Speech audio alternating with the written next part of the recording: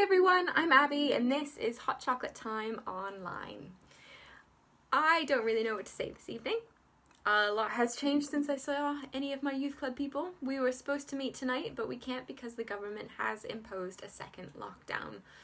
Also, if you read the news, you might be tempted just to keep on scrolling past it at the moment because there's a lot of crazy stuff happening. So I'm not going to talk about any of that. I'd like to tell you all this evening about how I became a Christian.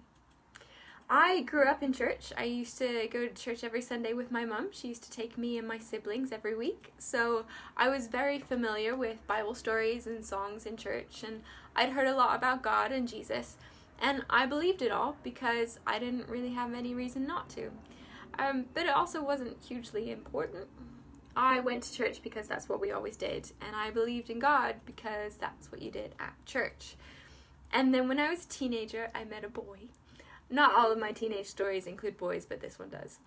Anyway, he was a Christian, and he was really nice, and I could just tell there was something different about him.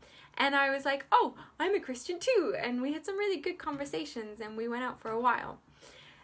And then he broke up with me. As Taylor Swift says, when you're 15 and someone tells you they love you, you're gonna believe them. And looking back, it wasn't tragic, but it hurt. So I went into this mindset of, well, I'm going to be the best Christian ever and he'll want me back. So I started reading the Bible more. I listened to lots of Christian music. I joined music group at church and I spoke to lots of people about their faith, and I started praying more. And I put a lot of effort into this part of my life, into being a Christian. And after a few months, I realized I wasn't doing it to impress him anymore. I was doing it because I believed it. My prayers were answered. I prayed for stuff and it happened.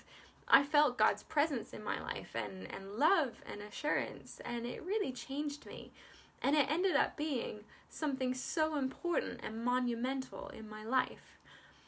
Now, the story isn't perfect from then on. Like all faith and spiritual journeys, there are ups and downs, but that was the first. And what I learned from it was I struggle with rejection. I still do. Rejection from boys, friends, jobs. You know, you put yourself out there and be honest, and it hurts to be rejected. But God will never reject you. If you reach out to Him, if you make the decision to seek Him out, He will meet you there. There's a verse in the Bible, in a book called Isaiah, chapter 41, verse 9. I pulled you from all over the world, called you in from every dark corner of the earth, telling you, you are my servant serving on my side.